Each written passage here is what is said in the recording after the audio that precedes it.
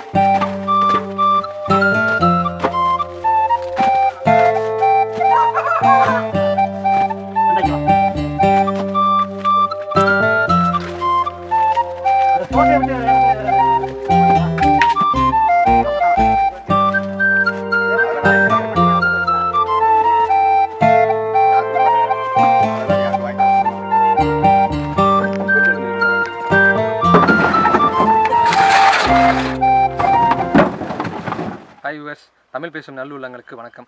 நம்ம இன்றைக்கி எங்கே வந்திருக்கோம் பார்த்தீங்கன்னா எஸ்ஆர்எஸ் ஆர்கானிக் ஃபார்முக்கு வந்திருக்கோம். இந்த ஆர்கானிக் ஃபார்மோட லொக்கேஷன் எங்கே இருக்குன்னு பார்த்தீங்கன்னா விருதுநகர் மாவட்டம், விருதுநகர் வட்டம், சிவகாசி தாலுகா, காரிசேரி கிராமத்தில் வந்து இந்த பண்ணை வந்து அமைஞ்சிருக்கு. இந்த பண்ணையோட மெயின் முக்கியத்துவம் என்னென்னு பார்த்தீங்கன்னா பப்பாளி விளைச்சல் தான். இந்த பப்பாளி வந்து ரெட் பேபி, ரெட் லேடி அப்படிங்கிற 2 வகையான பப்பாளியில் வந்து மகசூலில் நல்ல வருமானம் ஈட்டிக்கிட்டு இருக்க வந்து நம்ம இன்றைக்கி பார்க்க போகிறோம். அதோட மகசூல் எப்படி, அதோட நிறை குறைகள் எல்லாமே நம்ம இன்றைக்கி கேட்டு தெரிஞ்சுக்க போகிறோம். வாங்க வீடியோ. இப்போ நம்ம வந்து இந்த எஸ்ஆர்எஸ் ஆர்கானிக் ஃபார்மோட விவசாயி வந்து திரு பாபு ஸ்ரீனிவாசன், அவர் வந்து நேர்காணல் பண்ணி அவர் இந்த பப்பாளி விளைச்சலில் உள்ள நிறை குறைகளை நம்ம கேட்டு தெரிஞ்சுக்க போகிறோம். வாங்க அவரை பார்க்கலாம். ஐயா வணக்கம். வணக்கம். நீங்கள் உங்கள் பேர், உங்களோட ஃபுல் டீட்டெயிலாம் கொஞ்சம் சொல்லிடுங்க வியூவர்ஸுக்கு. என்னுடைய பேர் பாபு ஸ்ரீனிவாசன், காரிசேரி. சரிங்களா? இந்த பப்பாளி விளைச்சல் எத்தனை வருஷமாக பண்ணிகிட்டு இருக்கீங்க? 10 வருஷமாக பண்ணிகிட்டு இருக்கேன். 10 வருஷமாக பண்ணிகிட்டு இருக்கீங்க. என்னென்ன வகையான பப்பாளிகள்லாம் இருக்குய்யா? ரெட் லேடி இருக்குது, ரெட் பேபி இருக்குது. ரெட் பேபி இருக்குது. சரிங்கய்யா. ஐயா, இந்த பப்பாளி வந்து நீங்கள் எப்படி வந்து நீங்கள் கரெக்டாக பராமரிக்கிறீங்க? அதை எப்படி நீங்கள் செலக்ட் பண்ணுறீங்க? அந்த பப்பாளி வந்து நுண்ணுன்ஸு இம்போர்ட்டட் சீட்ஸ் தான் இங்கே வரும். சரிங்கய்யா. அந்த விதையை நம்ம பாக்கெட்டில் போட்டு, சரிங்க, ஆர்கானிக் முறையில் ஆட்டுச்சாணம், வண்டல் மண் போட்டு பாக்கெட்டு போட்டு அதில் ஒரு பாக்கெட்டுக்கு ஒரு விதை, சரிங்கய்யா, போட்டு 40 நாள் வளர்த்து எடுத்து நட போடணும் வயலில். சரிங்கய்யா. இந்த 40 நாள் எப்படி நீங்கள் பாதுகாக்கிறீங்க? அதை 40 நாள் அது கிரீன் ஹவுஸ் உள்ள எதுவும் போகாமல், சரிங்கய்யா, போட்டு வளர்க்கணும். சரிங்கய்யா. 40 to 45 நாளையில் நடவு நட்டணும். அதுக்கு மேலே ரொம்ப உயரம் போனாலும் ரொம்ப பாடு விழுகும். சரிங்க. இந்த நடவு நட்டுறதுக்கு முன்னாடி இந்த பூமியை நீங்கள் எப்படி தயார் பண்ணுறீங்க? ஒரு ஏக்கருக்கு குறைஞ்சது நான் ஆட்டு கடை ஆர்கானிக் மாதிரி தான் தயார் பண்ணுவோம். என்ன ரசாயன உரப்படம்? ஆமாம், கெடை கெடை மட்டும்தான் போடுவோம். சரிங்க. என்ன கெடை போட்டு நல்லா உழுது இது வந்துட்டு அதுக்கு பிறகு 2வது மேலே ஊட எதுவுமே உழுவக்கூடாது, செய்யக்கூடாது, களையும் ஜாஸ்தி வெட்டக்கூடாது. எத்தனை உழுது என்ன 2 மரம் உழுதா போதும். 2 மரம் உழுதா போதும். நிலம் வந்து இருகலாகவே இருக்கணும். இருகலாகவே. ஆமாம். பொழுன்னு இருந்துச்சுன்னா மரம் வந்து உயரமாக வளர ஆரம்பிக்கும். இந்த பப்பாளி விவசாயிகள் வந்து பெரும்பான்மையாக இந்த நோய் தாக்குதல் அதிகமாகுதுன்னு சொல்கிறாங்க. இதை நீங்கள் எப்படி நீங்கள் கட்டுப்படுத்தி இவ்வளோ சக்ஸஸ்ஃபுல்லாக பண்ணிக்கிட்டு இருக்கீங்க? இதை நோய் தாக்கல் வராமல் இருக்கணும். நிலம் வந்து சுத்தமாக இருக்கணும். சுத்தமாக இருக்கணும். எந்த மற்ற களைகள் எதுவும் இல்லாமல் இருந்துச்சுன்னா நோய் தாக்கல் வர்றதுக்கு வாய்ப்பு இல்லை. மற்ற செடிகள் அதே மாதிரி சுற்றி நிலத்தை சுற்றி மற்ற செடிகள் எதுவும் இல்லாமல் இருந்துச்சுன்னா பக்கத்தில் காய்கறி, வெண்டை இது போட்டோம்னா அதுலேருந்து வர்ற வைரஸ் இதில் தாக்கும். அதனால சுற்றி வாழை இருந்துச்சுன்னா எந்த பிரச்சனையும் கிடையாது. வாழை மற்ற இது காய்கறி போட்டால் அதுலேருந்து வர வைரஸ் இந்த பப்பாளியை தாக்கும். அதனால இந்த பப்பாளி போட்ட இடத்துல பப்பாளி மட்டும்தான் பண்ணணும். ஒரு ஏக்கருக்கு எதுவுமே இருக்கக்கூடாது. சரிங்க. சரி ஐயா, அந்த பூச்சி தாக்குதலை பற்றி சொன்னீங்க. இதை நீங்கள் எப்படி கட்டுப்படுத்துறீங்க? மாட்டு கோமியம், சாணம் 2யும் களைஞ்சி ஊற வச்சு ஒரு 10 நாளைக்கு ஊற வச்சு, சரிங்க, அதை வடித்து 1 லிட்டருக்கு 5 மில்லி 5 மில்லி வீதம் ஊற்றி ஸ்ப்ரே பண்ணால் போதும். சரிங்க சரிங்க. கட்டுப்படுத்துகிறேன். சரிங்க. முழுக்க ஆர்கானிக்கில் கொண்டு வரணும். ஆர்கானிக்கில் கொண்டு வரணும். ஆமாம் சரிங்க. நல்லது. கெமிக்கல் உரமாக எதுவுமே ஜாஸ்தி போடக்கூடாது. சரிங்க சரிங்க. இந்த மாதிரி இருக்கிறது எல்லாமே இந்த இது அடித்ததா அடித்ததா. ஐயா, இப்போ இந்த கண்டு வைக்கும்போது ஆரம்ப கட்ட ஸ்டேஜில் உங்களுக்கு என்னென்ன பிரச்சனைலாம் வருது, அதை கொஞ்சம் தெளிவாக விளக்குனீங்கன்னா நல்லாயிருக்கும். கண்டு 45 நாளையில் நட்டின உடனே சரிங்க முயல் தொல்லை தான் ஜாஸ்தி இருக்கும். முயல்கள் வந்து அதிகமாக. ஆமாம், கார்த்திகை மாதம் சரிங்க. அதான் நல்லா குளிர்ந்த நேரத்தில் இருக்கும்போது சுற்றி குளிர்ச்சியாக இருக்கும்போது சரிங்க முயல் தொல்லை ஜாஸ்தி இருக்காது. ஏன்னா எல்லா இடத்துலையும் பச்சை இருக்கும்போது. ஆமாம், மற்ற நேரத்தில் கோடையில் நட்டினோம்னா எப்போ வேணால் இது நட்டலாம். கோடையில் நட்டினா முயல் வந்து எப்படி 1000 செடிக்கு பாதி சாப்பிட்டு போயிடும். சரிங்க சரிங்க. என்ன இந்த முயல் தொலை இப்பயும் இருக்கா ஐயா? இப்பயும் இருக்குமா? எப்பயுமே இருக்கும். இப்போ வந்து கம்மியாக இருக்கும். நம்ம கண்டு வச்ச புதுசுல அது வந்து அதிகமாக இருக்கும் சாப்பிடும். ஏன்னா தண்டை மட்டும் வெட்டி போட்டு போயிடும். 2 வெட்டி தண்டை மட்டும் சாப்பிட்டு போயிடும். சரிங்க சரிங்க. முயல் சின்ன கண்டா இருக்கும்போது தண்டை மட்டும் அப்படியே 2 கத்திரிச்சிடும். சரிங்க. பெரிய மரம் ஆன உடனே சுற்றி உள்ள பட்டைகளை தான் சாப்பிடும். என்ன பட்டைகளை சாப்பிட்டா ஆட்டோமேட்டிக்காக ஒரு 20-25 நாளில் அந்த மரமே அப்படியே கீழே விழுந்துடும். ஆமாம், அதுக்கு வேற எந்த இது இல்லாமல் சரிங்க சாஞ்சிரும். ஒரு பேலன்ஸ் இல்லாமல் சாஞ்சிரும். சரிங்க. இப்போ மற்றபடி வேற நோய் தாக்குறது கள்ளிப்பூச்சி விழுகும். கள்ளிப்பூச்சியும் ரசாயன மருந்து அடிக்காமல் வெறும் தண்ணி சோப்பாயில் போட்டு கரைசலை ஊற்றி நல்லா கழுவி விட்டுறணும். கழுவி விட்டாச்சுன்னா சரியாக போகும். சரிங்க.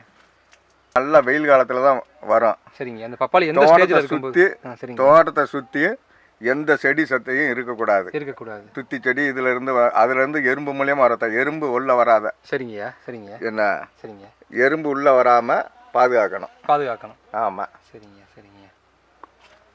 அதே மாதிரி உள்ள வந்து எந்த களையும் இல்லாமல் இருக்கணும். ஆமாம். இப்போ வந்து இந்த முயல் தாக்குதல் தவிர்த்து உங்களுக்கு அந்த ஆரம்பக்கட்ட ஸ்டேஜில் வேற என்ன நோய் தாக்குதல் ஏதாச்சும் இருக்குமா ஐயா? எந்த நோயும் ஆர்கானிக்கில் இது பண்ணும்போது எந்த நோயும் வராது. சரிங்க. ஆமாம். வைரஸுங்கிறாங்க. வைரஸ் வர்றது அந்த செடி இலை பூரா கிழிஞ்ச மாதிரி ஆயிரும். காய் பூராம இந்த மாதிரி இருக்கும். நமக்கு அந்த மாதிரி ஒரு எந்த எஃபெக்டும் இல்லை.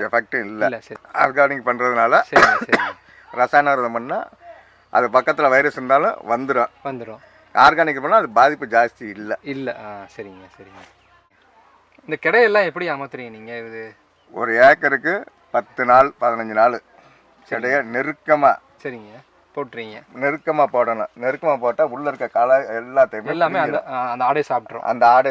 சாப்பிட்டு அது அதில் இருக்க சிறுநீரில் தான் இதுலேருந்து யூரியாங்கிறது இயற்கையான யூரியா வந்து ஃபார்ம் ஆகுது. ஃபார்ம் ஆகும்போது நல்ல காய் நல்லா திரட்சியாக இருக்கும். காய் ரொம்பவும் திரட்சியாக இருந்தாலும் அதனோட இது வந்து வேல்யூஷன் வந்து ரேட்டு கம்மியாக போகும். காய் வந்து 1 கிலோ 1.5 கிலோ கூடனா 2 கிலோ வரைக்கும் இருந்துச்சுன்னா நல்ல ரேட்டு. என்ன இப்போதைக்கு காய் வந்து கிலோ 13 ரூபாய்க்கு எடுக்கிறாங்க. அது எதுவுமே நம்ம செலவு கிடையாது. அவங்களே எடுத்து பேக் பண்ணி நம்ம வேபிரிட்ஜில் இடம் போடந்துட்டு அவங்க செலவு தான். நம்ம வேபிரிட்ஜில் இடம் போட்டு இப்போ கிலோ 13 ரூபா கொடுக்குறாங்க இன்னைக்கு மார்க்கெட்டு. கூடவும் செய்யலாம், குறையவும் செய்யலாம். ஆமாம். ஆவரேஜாக ஒரு கிலோ வந்து ஆவரேஜாக 10 ரூபா.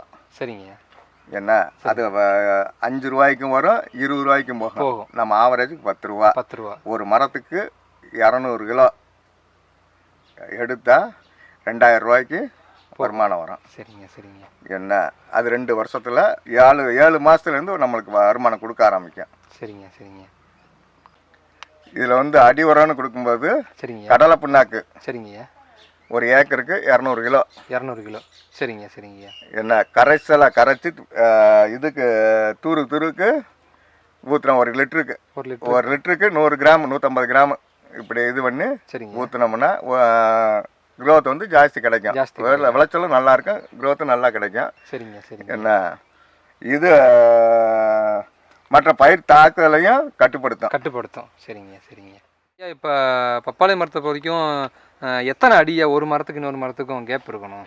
ஒரு மரத்துக்கு இடைவெளி குறைஞ்ச 6.5லேருந்து 7 அடி வரைக்கும் வைக்கலாம். என்ன இலை வந்து ஒவ்வொரு இதுக்கும் சேராமல் இருக்கணும். அதே மாதிரி ரொம்பையும் நெருக்கமாக இருக்கக்கூடாது. வெயில் வந்து கீழே வெயில் தாக்கம் இருந்தால் தான் களையம் முளைக்கும். நிழல் இருந்தால் எந்த களையும் முளைக்காது. அதனால அந்த கேப் இல்லாமல் சூரிய ஒளி வந்து பூமியில படாத அளவுக்கு நம்ம பார்த்துக்கணும். சரிங்க. ஒரு மரத்தில் அதாவது நம்ம செடியிலேருந்து, அதாவது அந்த ஸ்டேஜ்லேருந்து இப்போ வரைக்கும் அதோட பராமரிப்பு எவ்வளோ ஆகுது? ஒரு விளையாடணும்னு பார்த்தாங்கன்னா ஒரு சாதாரணமாக 12 ரூபா ஆகும். 12 ரூபா ஆகும். சரிங்க. அதை போடுற பாக்கெட்டு பாலித்தீன் பை. சரிங்க. ஒரு பையனோட விலை ₹1.20 வருது. சரிங்க. அதை மண்ணை கொண்டு வந்து சேர்க்க, மண்ணை நிரப்ப சரிங்க ₹1.5 ஆகுது. சரிங்க.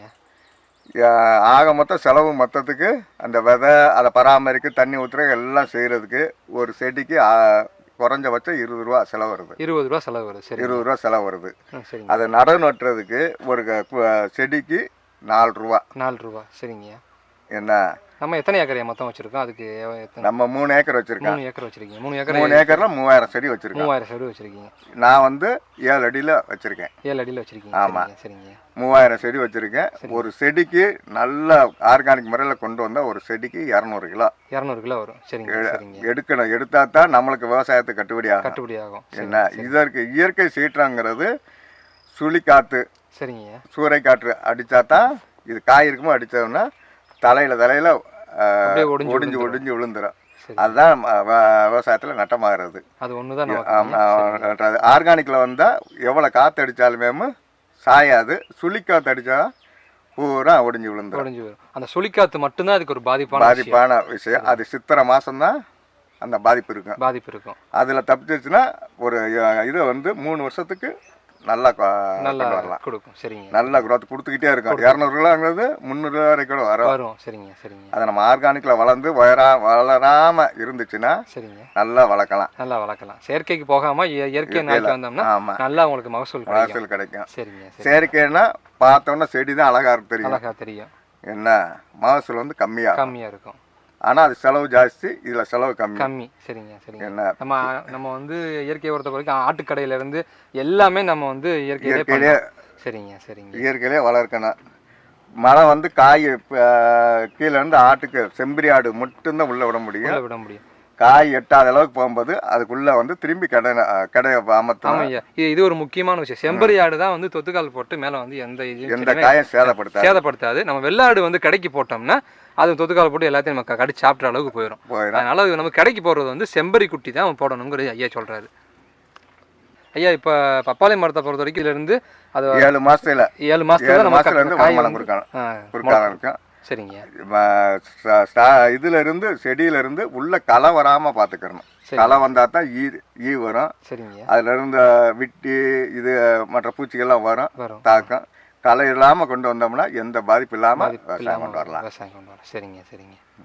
ஐயா இந்த பப்பாளி வந்து எப்படியா பேக்கிங்லாம் பண்றீங்க? இந்த பப்பாளி இந்த பேக் பண்றத நீங்க நேரடியா பாருங்க. அந்த பப்பாளியை அந்த பேப்பர்ல நியூஸ் பேப்பர்ல ஒரு காய்க்கு ஒரு பேப்பர் வீதம் போட்டு காய் எந்த பருவத்தில் எடுக்கலான்னு நேரடியாக பார்க்கலாம். சரிங்கய்யா. இது காய் எந்த பருவத்தில் எடுக்கிறீங்க? எந்த காய் வந்து முக்கா பழத்தில் எடுக்கணும். சரி, தெரியும். அது எப்படி நீங்கள் இது பண்ணுறீங்க? அதில் வந்து மஞ்சள் கோடு விழுந்துருக்கும். சரிங்க. அதை பார்த்து நாங்கள் பறித்து பேக் பண்ணுறீங்க. சரிங்க. இந்த பேக்கிங்லாம் எப்படி பண்ணுறீங்கன்னா பேப்பர் வச்சு நியூஸ் பேப்பர் வச்சு சுற்றி பண்ணுவோம். சரிங்க.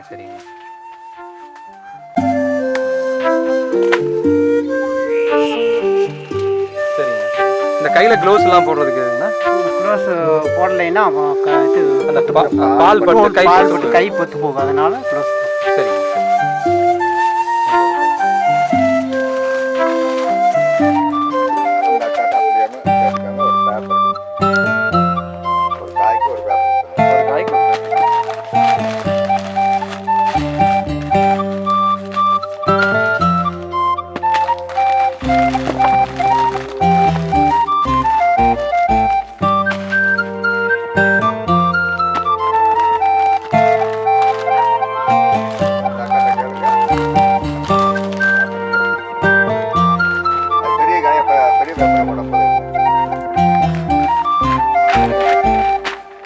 டைம் அடிக்கிற காரணம் என்னக்கா? எதுக்காகக்கா? காய் அடிபடாமல் இருக்குது. அடிபடாமல் இருக்கிறது. சரி. அப்படியே அங்கே போகையில் இப்போ காய் வந்து சைனிங்காக போகும். சைனிங்காக போகும். ஒரு காய்க்கு ஒரு காய் ஒட்டாது. ஒட்டாது. சரிங்க சரிங்க சரிங்க. அதுதான் பேப்பர் போடுறோம். இன்னொரு காய் ஒட்டும் போது அதனால பிரச்சனை. காய் பேப்பர் போடாமல் போட்டோமாக காய் அடிபடும். அடிபட்டுரும். அடிபட்டால் காய் கண்டி போகும். கண்டி போகும். சரிங்க சரி. இதுல இருந்து எத்தனை நாள் இருக்கு உங்களுக்கு இப்போ பழமாகும்? 2 நாளில் பழம். 2 நாளில் பழமாயிடும். சரி.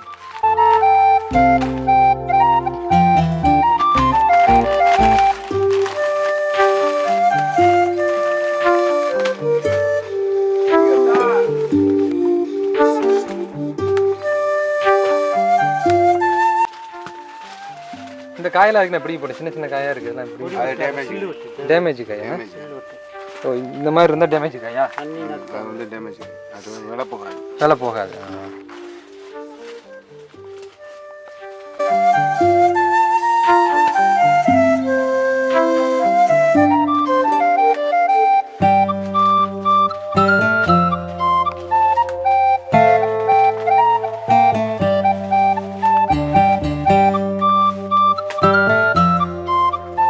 பப்பாளி காயை பொறுத்த வரைக்கும் எத்தனை நாளைக்கு ஒரு அடியா நீங்கள் இது பண்ணுறீங்க? 8 நாளைக்கு ஒரு தடவை 8 நாளைக்கு பறிக்க வேண்டியது. சரிங்க சரிங்க. 8 நாளுக்கு அப்புறம் எடுத்து இதை பேக் பண்ணி அப்படியே நீங்கள் சேல்ஸ் பண்ணிடுறீங்க. சரிங்க சரிங்க. ஐயா இந்த பப்பாளி எல்லாம் எப்படியா நீங்கள் எப்படி பண்ணுறீங்க? நான் வந்து தனி வியாபாரி வந்து என்னை கம்பத்துலேருந்து வர்றாங்க. அவங்க இதை தரம் பிடிச்சி எடுத்து சரிங்க வெளியே ஏற்றுமதி பண்ணுறதுக்கு உள்ளூரில் சேல்ஸ் பண்ணுறதுக்கு அவங்களே ஏற்பாடு பண்ணிக்கிறேன். இப்போ உள்நாட்டு ஏற்றுமதி வெளிநாட்டு ஏற்று ரெண்டுமே பண்ணுறாங்க. ரெண்டுமே பண்ணுறாங்க. சரிங்க சரிங்க நல்லதுங்க.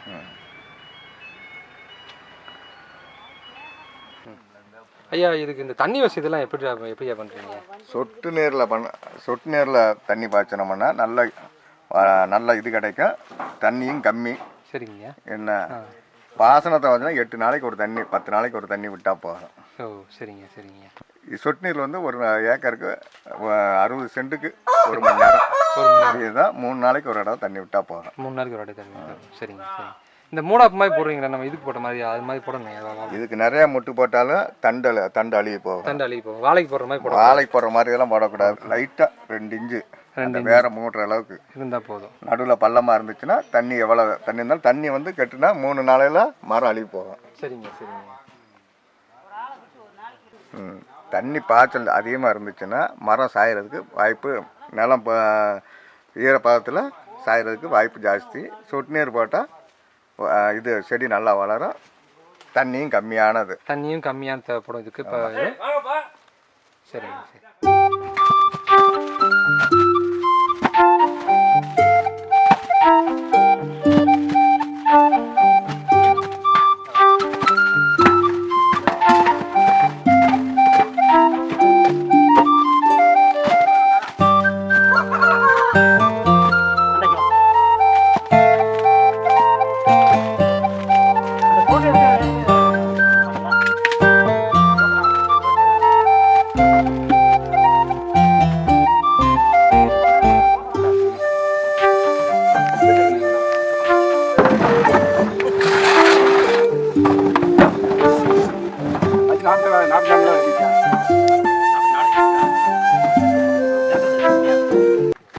ஐயா இப்போ நம்ம தோட்டத்தில் ஒரு ஏக்கர் எவ்வளோ அவங்களுக்கு ஒரு செலவு வருது?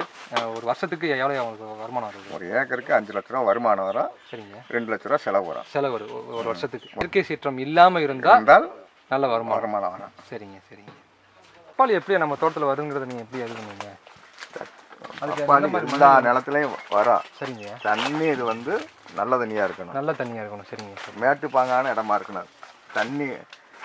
தண்ணி நிற்காத அளவுக்கு மேட்டு பாங்கான இடமா இருக்கணும். கரெக்ட்.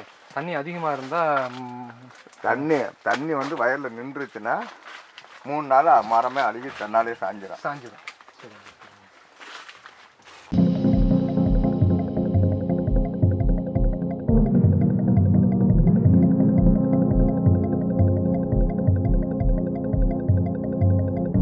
ஐயா இப்போ இந்த ஆட்டுக்கடை போடுறீங்க. இந்த ஆட்டுக்கடைனால உங்களுக்கு எவ்வளோ செலவு வருது?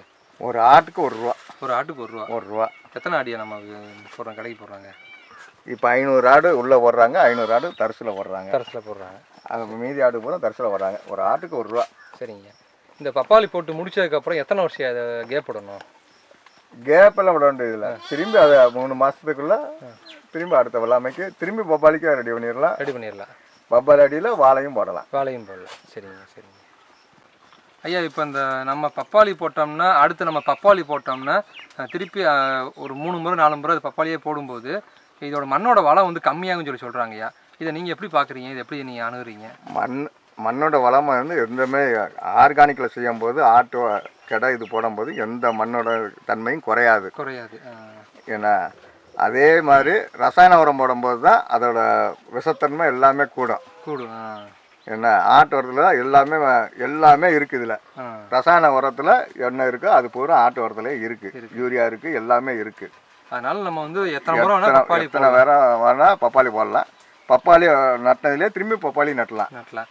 அந்த இடம் அதே இடத்துல இல்லாமல் மறு இடத்துல அந்த செடி வராப்புல பார்க்கணும். சரிங்க சரிங்க. நிழல், அதாவது அந்த பக்கத்தில் இருக்க ஏதாவது பெரிய மரங்கள் வேம்பு இதெல்லாம் இருக்கக்கூடாது அப்படின்னு சொல்லி சொல்கிறாங்க. இதனால் இந்த வேம்பு இதெல்லாம் இருக்கிறதுனால ஃபுல்லாக நிழல் தரனால இந்த காயோட சைஸ் வந்து கம்மியாகும். அதனால் அது பார்த்திங்கன்னா இந்த மரத்துக்கு கீழே உள்ள இது எல்லாமே பார்த்திங்கன்னா சைஸ் வந்து கொஞ்சம் சின்ன சின்ன சைஸாக இருக்கும். உள்ளே பார்த்தீங்கன்னா நல்ல பெருசாக 1.5 கிலோ 1.25 கிலோவுக்கு இருக்கும். இங்கே பார்த்தீங்கன்னா 1/2 கிலோ கூட இருக்காது. அந்த ரேஞ்சுக்கு தான் இருக்குது. ஓகே ஐயா, இது தவிர்த்து என்னையா பாதிப்பு இருக்குது? வேறு என்னையா பாதிப்பு இருக்கும்? விவசாயத்துக்கு ஆள் பற்றாக்குறை. அரசு வந்து 100 நாள் வேலை திட்டம்னு கொடுத்து பூரா 100 நாள் வேலையில் 1 மணி நேரம் விளைஞ்சிட்டு உட்காந்துருக்கிறதுக்கு அவங்களுக்கு 250 ரூபா சம்பளம் கொடுக்குறாங்க. நாங்கள் இங்கே வந்து 5 மணி நேரம் வேலை செஞ்சால் தான் 250 ரூபா சம்பளம் கொடுக்க வேண்டியிருக்கு. சரிங்க. என்ன அதனால் விவசாயத்துக்கு ஆள் வர்றதில்லை. அதனால் வந்து விவசாயம் நம்ம நலிவடைஞ்சு போச்சு. சரிங்க. அவங்க வீட்டால் வச்சு தான் அவங்க செய்ய வேண்டியது இருக்குது. அரசு பார்த்து இதை நிப்பாட்டி விவசாயத்துக்கு ஆள் கொடுத்தாங்கன்னா விவசாயம் நல்லா செழிப்பாக கொண்டு வரலாம். நாடும் முன்னேறும்.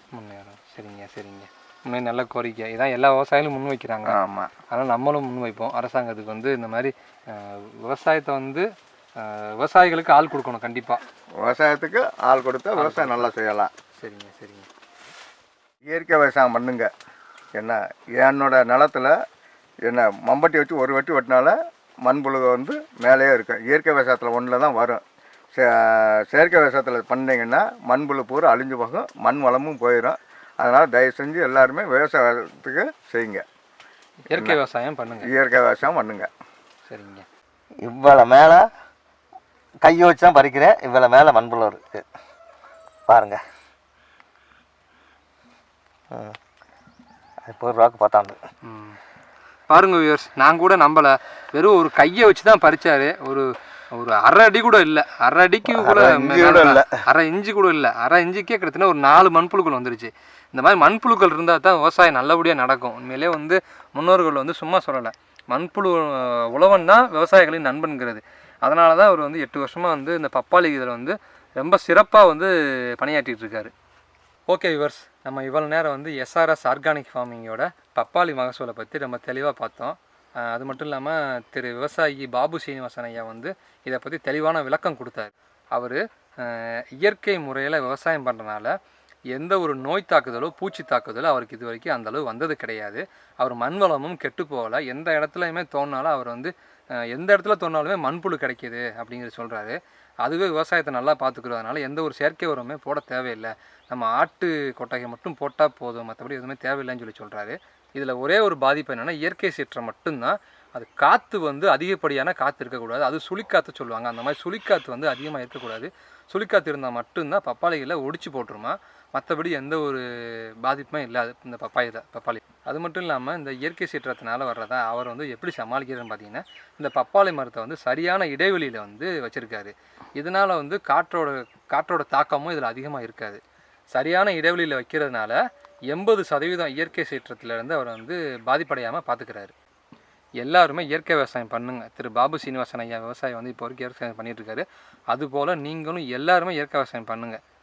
இதுபோக இந்த பப்பாளிகள் வந்து கமர்ஷியல் பர்பஸ் தான் வச்சுருக்காங்க. அப்படி வேணுங்கிறவங்க திரு பாபு சீனிவாசன் ஐயா நம்பர் வந்து கீழே கொடுத்துருக்கோம். அவர்கிட்ட கான்டாக்ட் பண்ணி நீங்கள் பயனடைஞ்சிக்கோங்க. ஓகே வியூவர்ஸ், நம்ம வீடியோ உங்களுக்கு பிடிச்சிருந்தா லைக் பண்ணுங்கள், ஷேர் பண்ணுங்கள், கமெண்ட் பண்ணுங்கள், மறக்காமல் சப்ஸ்கிரைப் பண்ணுங்கள். மிஸ்டர் அர்ஜுன் ராக் அப்படிங்கிற சேனலை சப்ஸ்கிரைப் பண்ணுங்கள். நம்மளோட நோக்கம் இயற்கை விவசாயத்தை நோக்கி போகிறது. உங்களோட கருத்துக்களை கமெண்ட் பாக்ஸில் கமெண்ட் பண்ணுங்கள். மறக்காமல் எந்த ஒரு கேள்வி இருந்தாலும் கமெண்ட் பண்ணுங்கள். நீங்கள் இது போல் இயற்கை விவசாயம் பண்ணுறவங்களா இருந்தால் எங்கள் சேனலில் தொடர்பு கொண்டுங்க மிஸ்டர் அர்ஜுன் ராக். நான் என்னோட டிஸ்கிரிப்ஷனில் நம்பர் கொடுத்துருக்கேன். தொடர்பு கொண்டு நாங்களும் உங்களை இது மாதிரி வீடியோக்கள் எடுத்து போடுறோம்.